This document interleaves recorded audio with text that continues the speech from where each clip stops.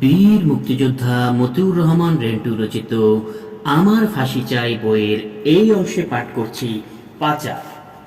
এই দেশের হিন্দু সম্প্রদায় চাকরিজীবী হোক আর ব্যবসায়ী হোক, অবলীলাক্রমে এই দেশের সকল ধন সম্পদ ভারতে পাচার করে। চাকরিজীবী বৈধ অবৈধ যেভাবেই অর্থ উপার্জন করুক, অর্থাৎ অসৎ পথে ঘুষ দুর্নীতির মাধ্যমেই অর্থ উপার্জন করুক কিংবা চাকরির বেতনের মাধ্যমে অর্থ উপার্জন করুক, যেভাবেই উপার্জন করুক, তাদের উপার্জিত সকল ধন সম্পত্তি ভারতে পাচার করবে। হিন্দু ব্যবসায়ীদের ক্ষেত্রেও একই কথা প্রযোজ্য। হিন্দু সম্প্রদায় কখনোই এই দেশকে তাদের দেশ মনে করে না, আর তাই এই দেশে থেকে অবৈধভাবে বা বৈধভাবে উপার্জিত সমুদয় অর্থ ভারতে পাচার করে। অনুরূপভাবে প্রধানমন্ত্রী শেখ হাসিনা এবং তার পরিবার পরিজন সকলেই এই দেশকে নিজের দেশ মনে করে না, আর সে কারণে প্রধানমন্ত্রী শেখ হাসিনা, শেখ রেহানা বৈধ অবৈধ যেভাবেই অর্থকরী উপার্জন করুক না কেন, বাংলাদেশে একটা ফুটা করিও রাখেন না। তাদের উপার্জিত সকল ধন সম্পদ বিদেশে পাচার করেন।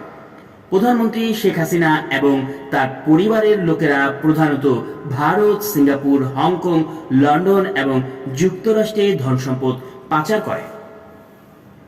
ভ্যাট প্রত্যাহার। 1992 সালে বেগম খালেদা জিয়ার বিএনপি সরকার বাংলাদেশে প্রথম ভ্যাট প্রথা চালু করে।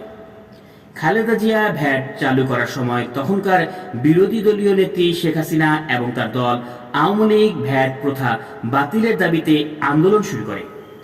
আন্দোলনের প্রথম পর্যায়ে ভ্যাট প্রথা বাতিলের দাবিতে মিছিল সমাবেশ করে বেগম খালেদা জিয়া সরকারকে নির্দিষ্ট সময়সীমা দিয়ে বিরোধী দলীয় নেত্রী বঙ্গবন্ধু কন্যা শেখ হাসিনা বলেন, এর মধ্যে ভ্যাট প্রথা বাতিল না করলে হরহাল করা হবে।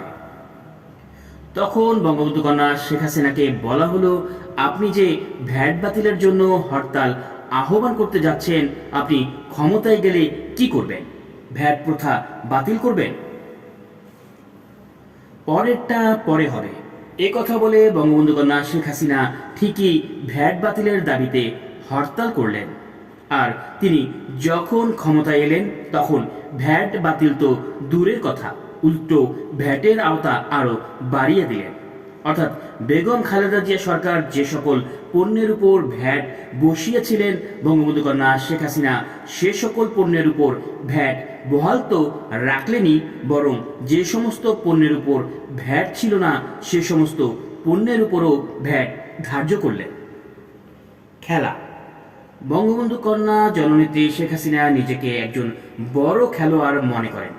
তিনি মনে করেন তিনি দুনিয়ার সবচাইতে দক্ষ খেলোয়াড় এবং তার মতো খেলোয়াড়ের সারা বিশ্বে কোনো জুড়ি নেই। তিনি খেলতে ভালোবাসেন, বলতে গেলে খেলাই যেন তার একমাত্র কাজ।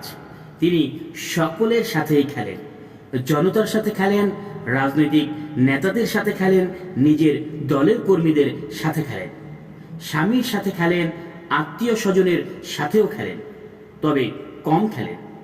নিজের বোনের সাথে খেলেন, তবে পেরে ওঠে না, ধরা পড়ে হেরে যায়।